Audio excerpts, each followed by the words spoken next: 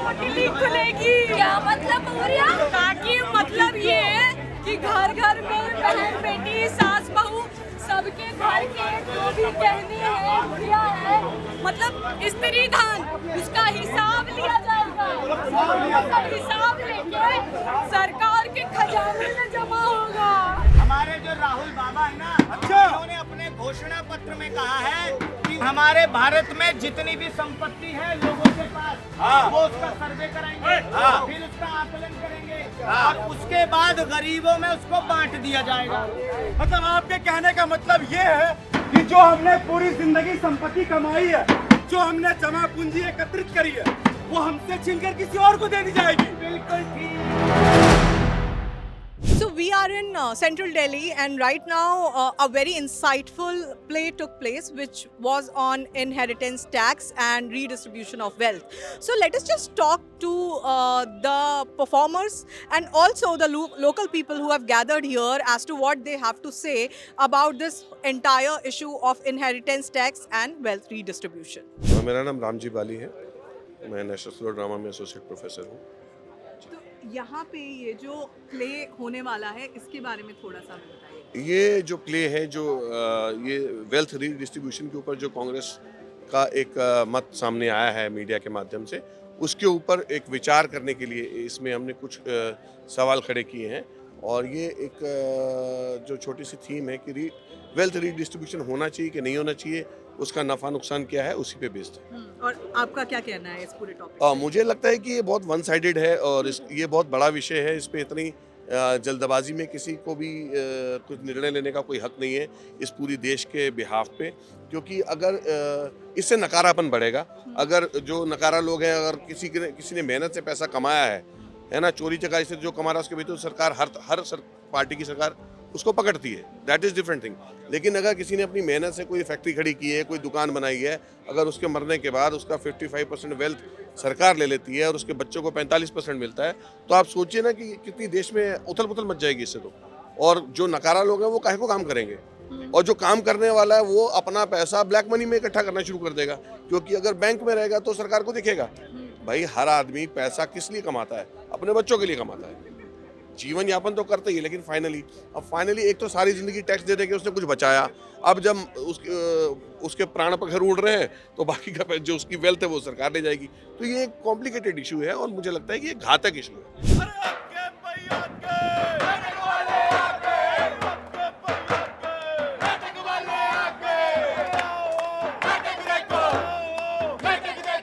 हम आपके सामने लेकर आए हैं एक नुक्कड़ नाटक जिसका नाम है बाबा जी का एक्सरे। अरे नहीं वो वाले बाबा जी नहीं, अरे दूसरे वाले बाबा जी। आपको हम बताएंगे नहीं, आपको हम लोग दिखाएंगे। तो आइए शुरू करते हैं अपना नाटक। आया नया जमाना रे भैया, आया नया जमाना, आया नया जमाना रे भैया, आया नया जमाना, आया नया जमाना रे भैया, आया नया जमाना, आया नया जमाना रे भैया, आया नया जमाना, आया नया जमाना, सभी जायजा धर्म बनाना, आया नया जमाना, बच्चों के लिए खाना बनाना, आया नया जमाना, बच्चों के लिए खाना बनाना, आया नया जमाना, टैक्स पड़ेगा भारी चुकाना, आया नया जमाना, टैक्स पड़ेगा भारी चुकाना, आया नया जमाना, आया नया जमाना रे भैया, आया नया जमाना, आया नया जमाना रे भैया, आया नया जमाना, मंगलसूत्र को कैसे बचाना, आया नया जमाना, मंगलसूत्र को कैसे बचाना, आया नया जमाना, पीछे पड़ा है आना आया नया जमाना, पीछे पड़ा है आया नया जमाना, फूलों का लौटा रे जमाना, आया नया जमाना, फूलों का लौटा रे जमाना, आया नया जमाना। अरे भैया, हाँ भैया, काल आए हो हमें यहाँ पर? अरे भैया पहले ये बताओ ये अक्षरे है का? हाँ? हमको नहीं समझ में आता कि राहुल बाबा किस अक्षरे की बात कर रहे हैं।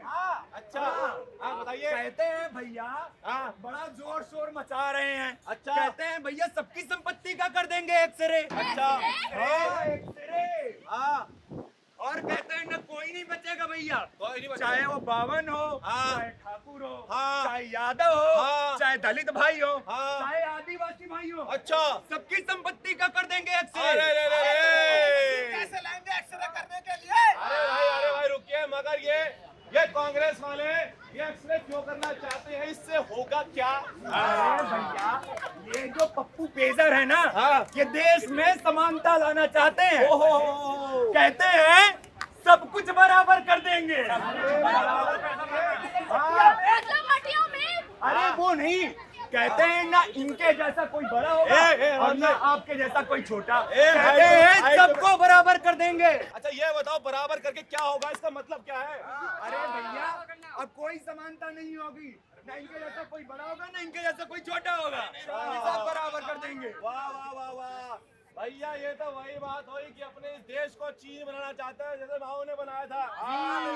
मतलब अब हमारी संपत्ति हमारी नहीं, अब भैया सरकार की होगी। अभी तो सही समझे आप। अच्छा। यही तो हम समझाना चाह रहे हैं। ओ। आपकी कमाई का जो आपका पैसा होगा, ओ। वो आपकी मेहनत का जो पैसा होगा, वो आपसे छीन कर दूसरों को दे दिया जाएगा। अच्छा। मेहनत करेगा। भाई बहुत बढ़िया भैया, ये तो सीधी सीधी डकैती हुई। पहले डकैत भी तो ऐसे क्या करते थे, माल लूटते थे और आधा माल गरीबों में बांट दिया करते थे। भैया बिल्कुल सही पकड़े हो, बिल्कुल सही पकड़े हो। अब समझ लो यही डकैत अब दोबारा वापस आने की कोशिश कर रहे हैं। अब फिर से यही काम शुरू हो गया समझो। मगर भैया सरकार हमारा हक कुछ छीन सकती है, हमारी संपत्ति कुछ छीनेगी सरकार। अरे भैया, मैंने तो ये भी सुना कि भैया जनता की नहीं, हमारी मौत हो गई। हमारी मौत क्यों होगी? अरे बोलो अरे भैया, मेरे कहने का मतलब है, मान लो आपकी किसी वजह से मौत हो जाती है, अच्छा। तो आपकी संपत्ति का 55% सरकार क्या हो जाएगा? 55%, और बचा 45% ही आपके बच्चों को मिलेगा। चाहे आपके 3 बच्चे हो, चाहे 4 हो, चाहे 10 हो। समझे भैया? अरे भैया ये क्या कह रहे हो? अब हमारी संपत्ति हमारे बच्चों की नहीं, अरे सरकार की होगी। अरे पूंजीपतियों की होगी। हाँ भैया, यही होगा। ये होगा। अरे भैया मोदी जी ने दूध दही जैसी चीजों पर जीएसटी लगा दिया। बात ये है कि इस देश में बहुत सारे लोगों की संपत्ति उनके बच्चों की नहीं, अब सरकार की होगी। अरे भैया घोर कलयुग है, घोर कलयुग। हम तो कह रहे हैं, और सभी सबका एक ही सहारा है, प्रभु राम जी के पास चलते हैं। चलिए। वही एक बात सहारा है, उनकी प्रार्थना करेंगे, वही है जो हमारी नैया पार लगा सकते हैं। हमारे बाद हमारे बच्चों को नरक नहीं बचा सकते। अच्छा राम राम राम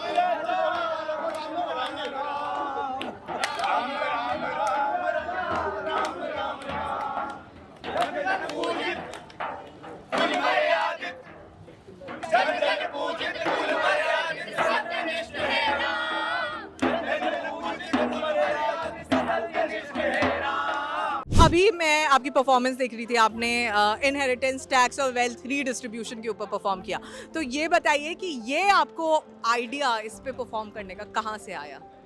ये तो जो हमारे डायरेक्टर हैं सर, तो उनका आइडिया था। बाकी हम लोगों ने भी जब इसके बारे में सुना तो सच में मुझे भी लगा कि अगर क्या ऐसा हो गया तो क्या वो सही है या गलत है। अब मुझे तो लगता है जाहिर सी बात है कि ऐसा तो पहली बात होना नहीं चाहिए।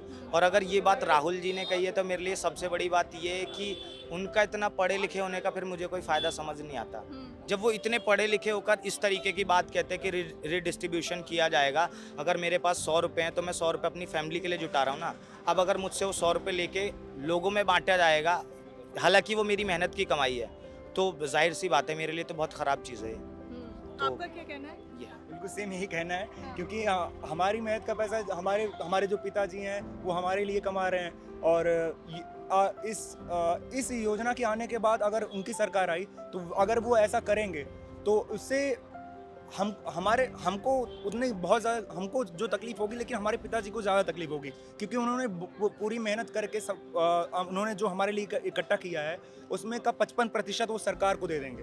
तो वैसे भी वो अपनी सैलरी से प्रति माह टैक्स दे रहे हैं, जीएसटी दे रहे हैं, हर चीज़ दे रहे हैं।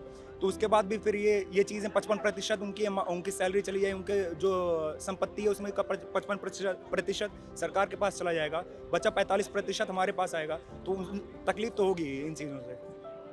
आपका क्या कहना है? मेरा ये कहना है कि इनहेरिटेंस टैक्स के बारे में अब तक किसी को नहीं पता है, ज़्यादातर लोग नहीं जानते हैं इसके बारे में। तो हमारा यही था कि हम लोग अवेयर करने आए थे सबको, ताकि सबको इसके बारे में पता चले कि आखिर ये चीज़ है क्या। और जो भी हमारे पूर्वजों ने किया अब तक हम लोग नहीं जोड़ सकते इतना जितना उन्होंने किया। तो ये चीज़ तो सरासर गलत है, ऐसा नहीं होना चाहिए। ये थिंक उनकी गलत है। तो मैंने आपकी परफॉर्मेंस में देखा कि आप पीएम आवास पे का आपने बोला कि 4 करोड़ लोगों को घर मिले हैं और वो भी छीने जा सकते हैं, उस पर आपका क्या कहना है? उस पर मेरा कहना यही है कि ऐसा नहीं होना चाहिए, नहीं छीने जाने चाहिए, क्योंकि वो हमारे पीएम ने मोदी जी ने सबको दिए हैं जो कैपेबल नहीं थे लेने के लिए, और वो सबको दिया। तो ऐसा नहीं होना चाहिए कि उनसे उनके घर छीने जाएं। तो आपने जो अभी प्ले किया वेल्थ रीडिस्ट्रीब्यूशन और इनहेरिटेंस टैक्स के बारे में, उसके बारे में आपका क्या कहना है? मतलब हम लोगों के पास एक इन्फॉर्मेशन आई थी और उस इन्फॉर्मेशन के थ्रू हम लोगों ने एक नाटक बनाया और उस नाटक से हम यही बताना चाहते हैं कि जो अवेयरनेस है, जो चीज़ें हैं, वो एक बार आप देखिए, चेक करें पॉलिटिकली कितना सही है, कितना सही नहीं है। तो कुछ लोग इससे नाराज़ भी हो गए, कुछ लोग कह रहे हैं कि गलत है, नहीं है। हमारा काम जो है ना, सिर्फ हम लोगों को इन्फॉर्मेशन का काम है, सिर्फ इन्फॉर्मेशन देना। बाकी हम लोग पॉलिटिकली उससे नहीं है, हमारा ऐसा कोई जुड़ाव नहीं है, ना हम किसी के प्रवक्ता है। तो हम सिर्फ एक इन्फॉर्मेशन है वो आपको बताना चाहते हैं और बस। लेकिन आप क्या अपना कोई पर्सनल व्यू है इसको लेके? मतलब मैं कोई पर्सनली तो नहीं दे सकता, मतलब मैं इन सब चीज़ों से दूर रहता हूँ। Normal human being. बट हाँ, मुझे जब मैंने सुना तो मुझे लगा कि शायद ये गलत है और ऐसा नहीं होना चाहिए कि जो लोग इतनी मेहनत करके पैसा कमाते हैं या फिर और लोग हैं तो उनके साथ तो गलत है फिर ये। बाकी जो लोग पैसा नहीं कमाते तो यार वो लोग तो फिर और आलसी हो जाएंगे, कुछ चीज़ें और नीचे गिरी जाएंगी। तो कहीं ना कहीं मुझे तो ऐसा लगता है कि नहीं, ये गलत है चीज़ें। बोल देना बहुत इजी होता है, या जो लोग चाल लाना चाहते हैं वो लोग खुद इतना अमीर हैं, क्या वो एक बार खुद करके देखें ना चीज़ें अपने साथ, कि जब उनके साथ ऐसा वो कुछ होगा तो पता चलेगा शायद। सर अभी जो आप ये प्ले देख रहे थे जो कि अबाउट इनहेरिटेंस टैक्स और रीडिस्ट्रीब्यूशन ऑफ वेल्थ है, जो कि अभी रिसेंटली कांग्रेस ने बोला है, तो इस पे आपका क्या कहना है? देखो, कांग्रेस कुछ नहीं करा 70 साल में, अब क्या करेगी? ये सब झूठे आश्वासन है। मोदी जैसा कोई नहीं, पूरा विश्व उनके जज्बे को सलाम कर रहा है। हमने विकसित भारत बनाना है, हम सभी भारतीयों ने मिलके प्रधानमंत्री जी को सहयोग करना है और उनको लाना है और सबको बताना है हिंदुस्तानी जैसा कोई नहीं, विकसित भारत बनाना है। आत्मनिर्भर भारत जो संकल्प लिया उन्होंने बनाने का, उसके सपने को हमें पूरा करना है। हम सभी देशवासी मोदी जी के साथ हैं, आप आगे बढ़ो, पूरा देश आपके साथ है। इनके झूठे आश्वासन और इस तरह के भाषाएं कहते हैं बोलना, ये हमें अच्छा नहीं लगता। अभी देखो कितने घोटालेबाज हैं। ये इंडिया गठबंधन क्या है? ये सिर्फ घोटालेबाज हैं। इन्होंने शीश महल घोटाला, चारा घोटाला, जी घोटाले, दुनिया भर के घोटाले, जनता सब जानती है। मोदी जी आएंगे और विकसित भारत बनाएंगे और पूरा देश के हर नागरिक उनके साथ है। ये प्रोग्राम जो हो रहा है सरोजनगर मार्केट में, ये दिल्ली का दिल है और यहाँ एक अच्छा मैसेज दिया जा रहा है कि ये झूठे आश्वासन भाषण तो सभी देना जानते हैं पर काम करना नहीं जानता। तो मोदी जी जो कहते हैं, उन्होंने संकल्प लिया है, मेरी गारंटी पूरे भारत की मैं गारंटी लेता हूं, तो उन्होंने गारंटी ली है, तो हम उनके साथ हैं। उनके सपने को हम पूरा करेंगे, विकसित भारत बनाएंगे। जिस तरह से कांग्रेस सबको बता रही है कि भी इस तरह से प्रॉपर्टी में वो सरकार का हिस्सा होगा, ये उनका होगा, ये सब ऐसे भाषाओं का उपयोग नहीं करना चाहिए, क्योंकि राजीव गांधी जी ने भी उस वक्त कानून में बदलाव कर रहा था और वो कितना नुकसानदेह था जनता के लिए। ऐसा नहीं होगा और नहीं हम होने देंगे। पहली बात, वो आएंगे नहीं। जो ये अपने उन्होंने कहा है, जो भाषा का जो पब्लिक में जाके बोलते हैं, और वो नहीं होने देंगे हम, क्योंकि हम भारतीय हैं। जो माननीय प्रधानमंत्री जी ने विकसित भारत बनाने का संकल्प ले रखा है और कांग्रेस के झूठे वादे हैं, जनता को बिल्कुल भी विश्वास नहीं है। 70 साल में बड़ी मुश्किल से धारा 370 हटाई, अयोध्या हमारे राम जी प्राण प्रतिष्ठा कराई माननीय प्रधानमंत्री जी ने, जो उन्होंने कहा करा। कांग्रेस के जो इस तरह से ये भाषा का उपयोग नहीं करना चाहिए। ना जनता का जो भी प्रॉपर्टी है उसके परिवार की, वो उसी की होगी। तो ये जो प्ले अभी आपने देखा, इसके बारे में क्या कहेंगे?